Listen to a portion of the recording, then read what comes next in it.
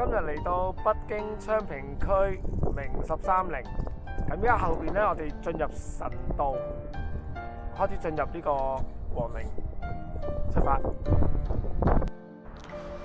進入咗呢座城樓之後咧，見到呢一個牌坊咧，同上次南京明孝陵一樣嘅。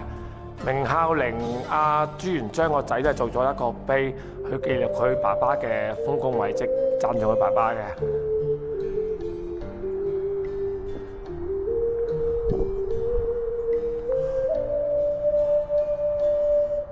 呢隻係真係別啊！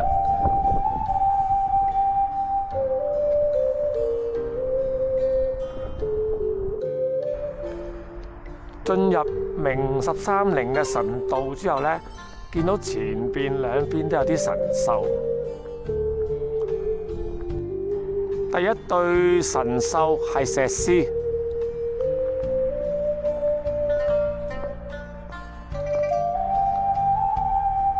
第二對神獸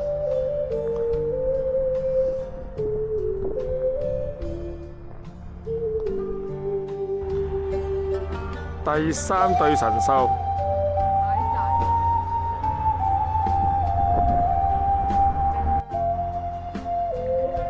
第四對神獸，第五對神獸駱駝，第六對神獸站立嘅駱駝，第七對神獸軌道嘅象，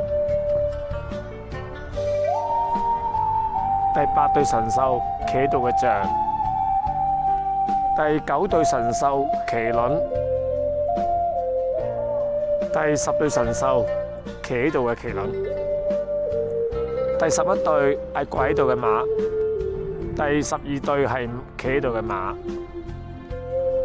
過咗12對神獸，就有6對將軍守護住個神道。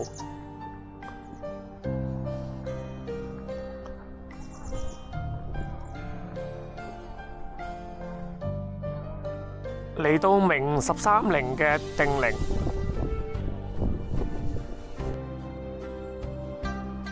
前面呢座係定陵明樓，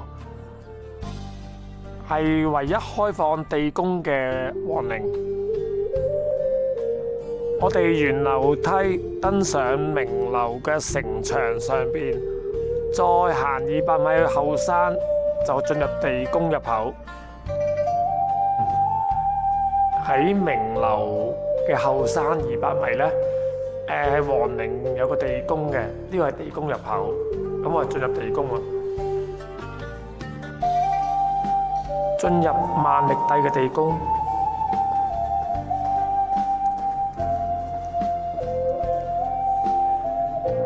呢間道門係距離萬曆帝棺木外邊第3道門。呢道門有道石門，後邊本身有頂門柱嘅。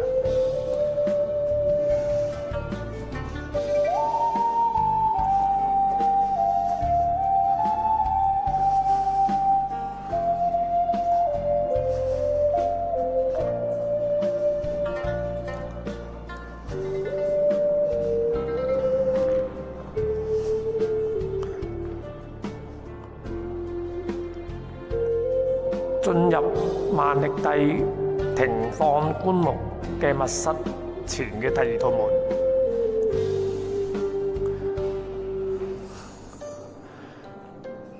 呢度用石做嘅門，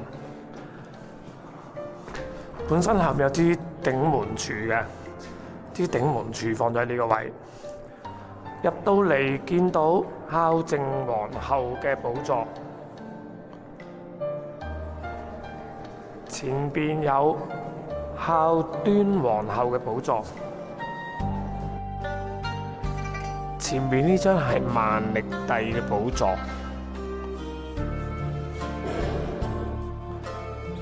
入到嚟地宮嘅盡頭，見到3副棺木，中間呢副棺木係萬曆帝嘅棺木，右邊呢係孝端皇后嘅棺木，而左邊呢係孝靜皇后嘅棺木，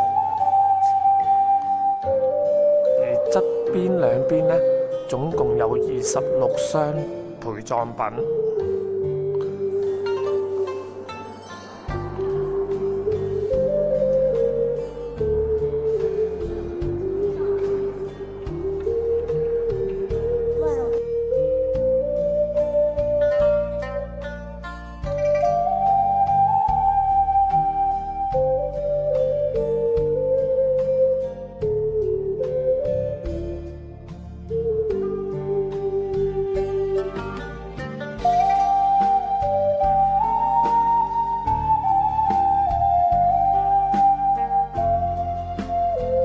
頭先我哋由地面落去地宮，落咗5層樓，5層樓係高嗰隻喎。依家我哋由呢邊上返嚟都係上咗5層，呢邊上返嚟呢，就去到明樓嘅頂部。上到嚟明樓嘅頂部，入到嚟城樓中間有個大嘅石碑，寫住神宗顯皇帝之靈。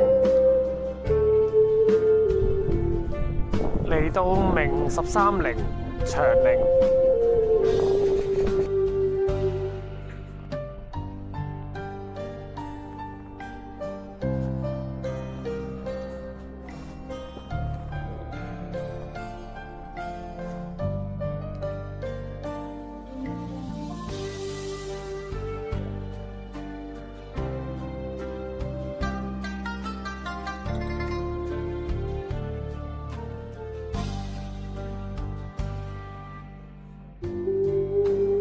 呢個銅像係明太祖朱元璋之子朱棣，佢喺明朝都有啲功績。